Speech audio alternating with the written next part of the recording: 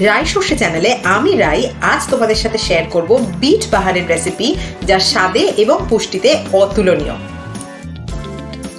Bit বাহার বানাবার জন্য প্রথমে একটা কড়াইতে আমি দিয়ে দেব 2 চামচ মতন সাদা তেল। এই সময় গ্যাসের ফ্লেম একটু হাই করে দেব এবং সাদা তেলটাকে ভালো করে আমি কড়াইতে গরম করে নেব। তেল প্রায় গরম হয়ে এসেছে, এবার আমি এর মধ্যে দিয়ে দেব 2 চামচ মৌরি। মৌরিটা আমি একটু বেশি দিলাম, কারণ এই ভাজা মৌরিটা এই রান্নায় একটা আলাদা মাত্রা যোগ করবে। মৌরিটা ভালো করে তেলের মধ্যে আমি ভেজে নিচ্ছি। গ্যাস এই সময় কমিয়ে দিয়েছি যাতে মৌরিটা পুড়ে না যায়। আর এবার এর মধ্যে আমি দিয়ে দেব রসুন কুচি। এখানে আমি 6 থেকে 7টা কোয়া রসুন নিয়েছিলাম, যেগুলো কুচিয়ে নিয়েছি। সেই রসুন কুচিটা এখন আমি রান্নায় দিয়ে দিলাম। এবার এই মৌরি আর রসুন খুব ভালোভাবে আমি তেলের মধ্যে নাড়াচাড়া করে নেব। রসুন এবং মৌরি ভাজা ভাজা হয়ে খুব ভালো একটা গন্ধ ছাড়ছে। কিন্তু এখন আমি এই রান্নায় যোগ করব পেঁয়াজ বাটা। দেখো, আমি 2টো মাঝারি সাইজের পেঁয়াজ আগে থেকে বেটে রেখেছিলাম মিক্সিতে।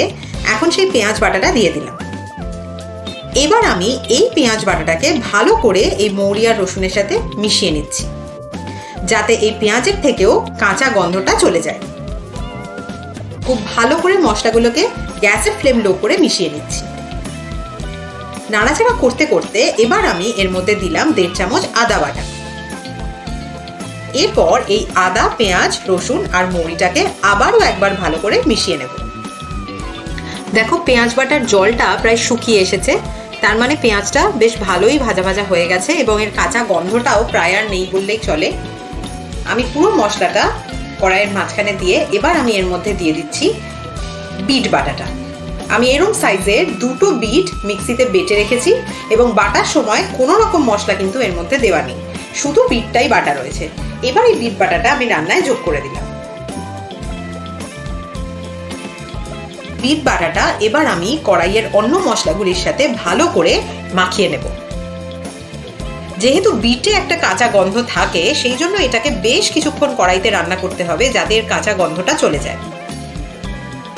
এই রান্নাটা করা কিন্তু খুবই সহজ। তোমরা যদি এই ধরনের আরও রান্নার রেসিপি আমার কাছে চাও, তবে আমার চ্যানেলটাকে অবশ্যই সাবস্ক্রাইব করো আর ভিডিওটাকে কিন্তু লাইক করো। দেখো, এবার আমি এর মধ্যে দিলাম 2 চামচ নুন। নুনটা আন্দাজ মতো দিয়ে দিলাম। চিনি এবং 1 চামচ জিরের গুঁড়ো। এবার এই নুন, মিষ্টি আর জিরের গুঁড়োটা এই বিট বাটার মধ্যে ভালো করে মাখিয়ে নিচ্ছি। গ্যাস একদম কম করে এই বিট বাটার মিশ্রণটাকে আমি এবার খুব ভালো করে নাড়াচাড়া করে নিচ্ছি। এটা ভালো করে নাড়াচাড়া করে কিছুক্ষণের জন্য আমি ঢাকা দিয়ে রাখবো। মিনিট 5 এটা ঢাকা দেওয়া থাকবে। ইতিমধ্যে আমি একটা বাটিতে 3টে ডিম নিয়ে নিয়েছি। এর মধ্যে একটু নুন আর গোলমরিচ যোগ করেছি।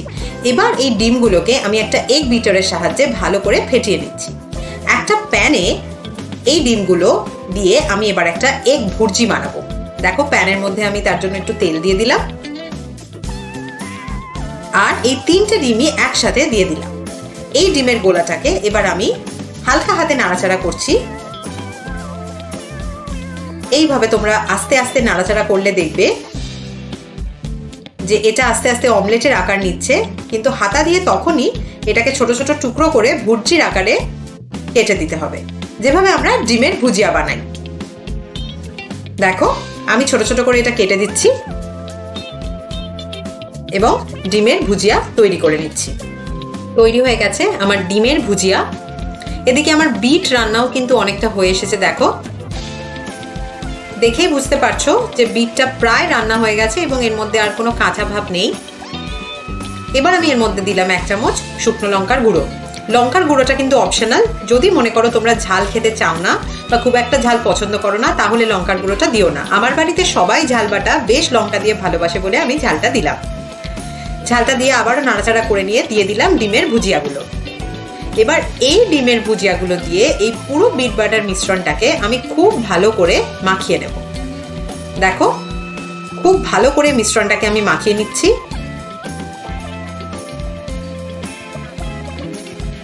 এইভাবে আমার ডিমের ভুজিয়ার সাথে খুব ভালো করে আমি বিট বাটাটাকে মাখিয়ে নিয়েছি। দেখো, এবার দিচ্ছি 1 চামচ গরম মশলা গুঁড়ো। আমি বাজার থেকে গোটা গরম মশলা কিনে গুঁড়ো করে রাখতেই স্বচ্ছন্দ। তোমরা চাইলে গরম মশলার গুঁড়ো কিনেও ব্যবহার করতে পারো। ভালো করে নাড়াচাড়া করে নিয়েছি আর খুব সুন্দর একটা গন্ধ বেরিয়ে গেছে। আমার রান্না প্রায় শেষ পর্যায়ে এসে গেছে। তৈরি হয়ে গেছে আমার বিট বাহার। এবার আমি গ্যাস অফ করে দেব এবং এটা নামিয়ে সাজিয়ে দেব। এইভাবে সাজিয়ে গরম ভাত বা পরোটার সাথে জমে যাবে বিট বাহার। তোমরা জানিও তোমাদের রেসিপিটা কেমন লাগলো। দেখা হচ্ছে পরের ভিডিওতে।